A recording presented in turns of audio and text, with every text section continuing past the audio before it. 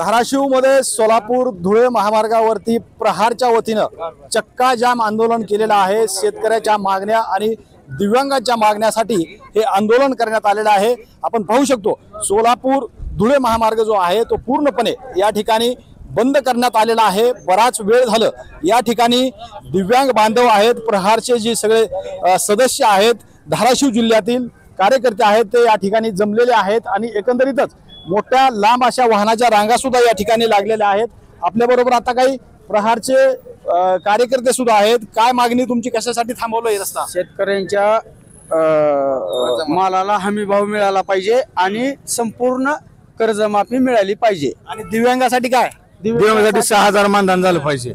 6000 मानधन दिव्यांगासाठी झालं पाहिजे। दिव्यांगाच्या सर्व सोयी आणि योजनांचा लाभ दिव्यांगाला भेटला पाहिजे। हा, दिव्यांगांना अंत्योदय योजना कार्ड, राशन कार्ड देण्यात यावे, एवढीच मागणी। या मागणीसाठी चक्का जाम आंदोलन आज करण्यात आलेलं आहे। शेतकऱ्याच्या मागणीसाठी तर बच्चू भाऊनी बी आंदोलन केलं होतं ना।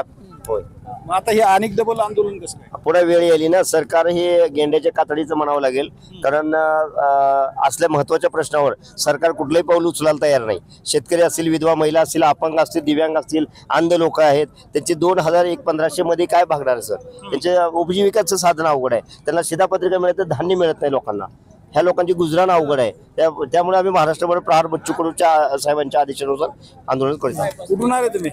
तुळजापूर। काय मागणी?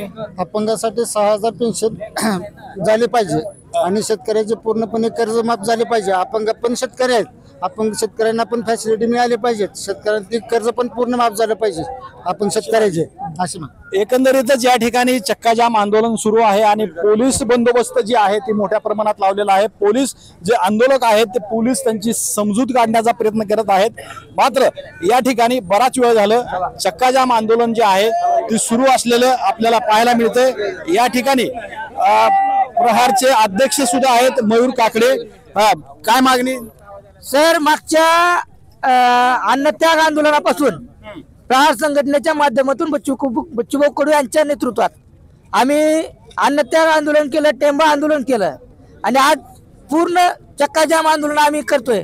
तरी बी या सरकारला जाग येत नाही, 7/12 कराच्या दृष्टिकोनातून कोणतंही पाऊल उचललं जात नाही आणि खोट्या आश्वासन या सरकारचं तर एवढं झालंय की आदरणीय बच्चूभाऊ कडू यांची तब्येत आज काय होती आणि काय झाली, शेतकऱ्यांसाठी लढणारा नेता। तुम्हाला पोलीस तुमची समजूत काढतायत, तुम्हाला सांगतायत, तुम्ही ऐकत नाहीत, काय तुमची आता मागणी? आमचं म्हणणं असं होतं की आज इथं शेतकरी कर्जमाफी आणि दिव्यांगाच्या मानधनीसाठी दिव्यांग लोक, शेतकरी लोक इथं आंदोलनात सामील झालेले आहेत की आम्ही त्यांना विनंती करतो की अजून थोडा वेळ आम्हाला बसू द्या, पण त्यांच्या म्हणण्याप्रमाणे त्यांनी दिलेल्या वेळेनुसार आम्हाला त्यांनी काय सहकार्य केलंय आणि त्याच्या अनुषंगाने त्यांनी आम्हाला मान्य केलंय की तुमच्या योजना, तुमच्या जी काय मागण्या आहेत ते आम्ही शासन स्तरावर पोहोचवतो आणि तुमचं आंदोलन थांबवण्यात त्यांनी विनंती केलेली आहे। एकंदरीतच धाराशिवमध्ये शेतकऱ्याचे प्रश्न आणि दिव्यांगाचे प्रश्न घेऊन हे प्रहार संघटना जी आहे ती रस्त्यावर उतरलेली आपल्याला पाहायला मिळते आहे। श्रीराम क्षीरसागर, TV9 मराठी, धाराशिव।